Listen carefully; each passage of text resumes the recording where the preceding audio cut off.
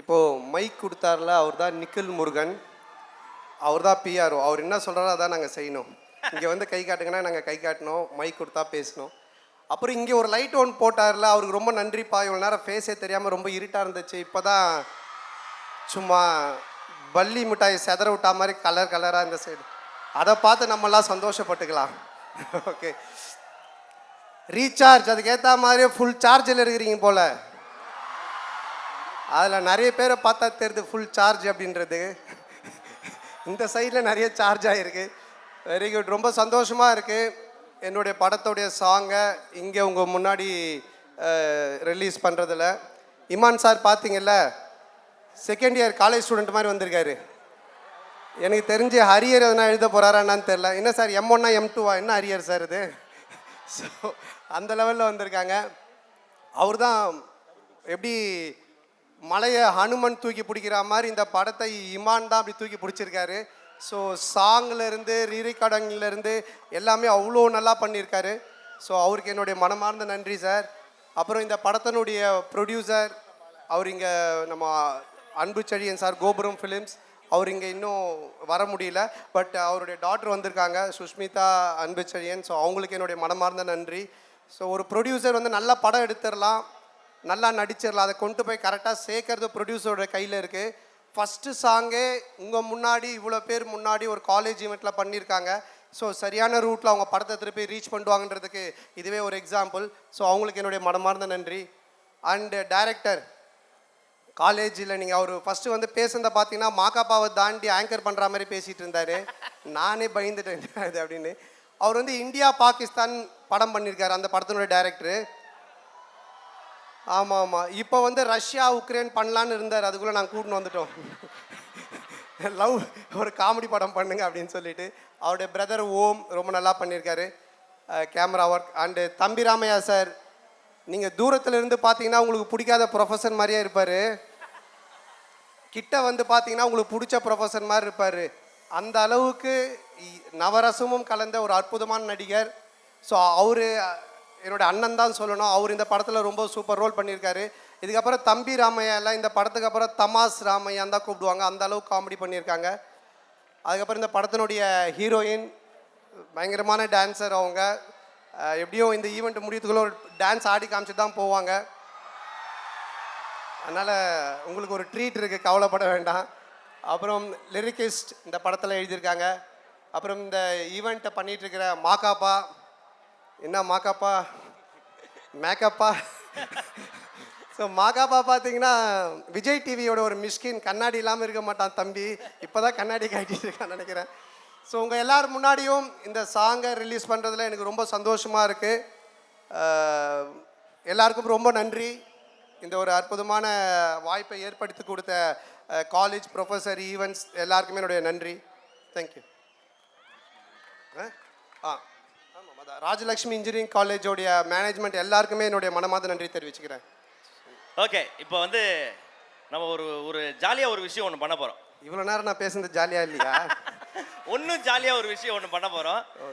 என்ன அப்படின்னா, நீங்கள் பேசுகிற டைலாகு இப்போ நம்ம வந்து ஒரு 5 டைலாக் ப்ளே பண்ண போகிறோம்.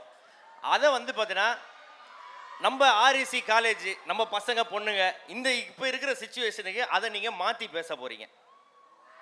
ஓ சரி, ஓகேப்பா. ஓகேவா? முதல் டைலாக் ஒன்று ப்ளே பண்ணுங்க சார், பார்த்துட்டோம். தேங்காய் வேணும்னா தென்னைமரம் ஏறி தான் ஆகணும் குமார். தேங்காய் வேணுமா வேணாமா? தேங்காய் வேணும்னா தென்னைமரம் ஏறி தான் ஆகணும் குமார்.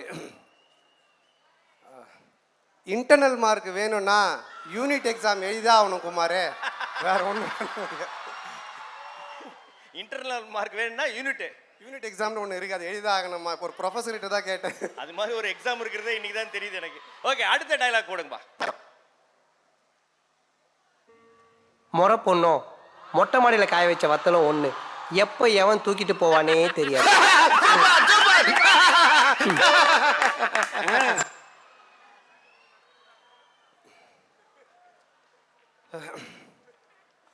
கேன்டீனில் இருக்கிற பன்னும் எப்பவுமே ஆன்லைனில் இருக்கிற பொண்ணும்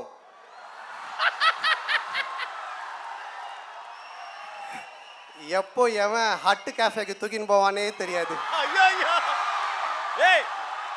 உங்க அட்டி கேஃபே இவ்வளவு ஃபேமஸா இருக்குது. ஓகேமா, போடுங்கம்மா, 3வது டைலாக் போடுமா. நாகூர் பிரியாணி உளுந்தூர் பேட்டையில நாய்க்கு தான் கிடைக்குன்னு எழுதியிருந்தா அதை யாராலையும் மாற்ற முடியாது. அந்த மாதிரி அந்த பொண்ணு உனக்குன்னு எழுதியிருந்தா யாராலையும் தடுக்க முடியாது. நாகூர் பிரியாணி. என்னதான் ஒரு பையனை 4 வருஷம் துரத்தி லவ் பண்ணாலும் ஃபர்ஸ்ட் இயர் பொண்ணு வந்த உடனே நாக்க தொங்க போட்டு நம்பர் கேட்டானா அதை யாராலையும் மாற்ற முடியாது.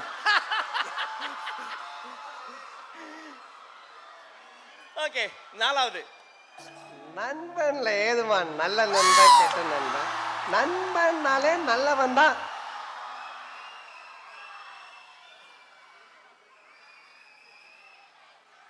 அரியர்ல என்னடா first sem second sem, அரியர்னாலே arrear தான்டா.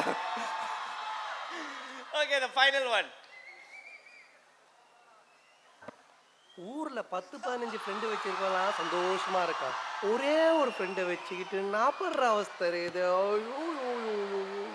நண்பேண்டா. நான் வந்து ஒரு பாலிடெக்னிக் ஸ்டூடெண்ட்டு, ஒரு குட்டி இன்ஜினியர்னு சொல்லலாம். நானும் எலக்ட்ரானிக்ஸ் அண்ட் கம்யூனிகேஷன் படித்தேன். ஸோ அப்போ அந்த மாதிரி இருந்துச்சு. அதை வச்சு நான் சொல்கிறேன். இப்போவும் அப்படி இருக்கான்னு தெரியல. ஊர் உலகத்தில் 10-15 ஃப்ரெண்டு வச்சிருக்கலாம், சந்தோஷமாக இருக்கானா ஒரே ஒரு ஃப்ரெண்டை வச்சு நாங்கள் பராவஸ்தை இருக்குது. அது வந்து 10-15 பொண்ணு இருக்கிற கம்ப்யூட்டர் சயின்ஸ் டிபார்ட்மெண்ட்டெல்லாம் சந்தோஷமாக இருக்கிறான். 4-5 பொண்ணு வச்சுன்னுக்கிற மெக்கானிக்கல் டிபார்ட்மெண்ட்டில் நாங்கள் படுற அவஸ்தை இருக்குது. ஐயோ யோ யோ யோ யோ. இதை நான் படிக்கும்போது அப்போ சொன்னது. அவ்வளோதானே. ரொம்ப நன்றி, என்ஜாய் பண்ணீங்க, ரொம்ப சந்தோஷமாக இருக்கு. எது பண்ணாலும் நானும் உங்களை மாதிரி ஓகே நானும் உங்களை மாதிரி பாலிடெக்னிக் படிக்கும்போது இன்டர் காலேஜ் காம்படிஷனுக்கெல்லாம் போயிருக்கேன்.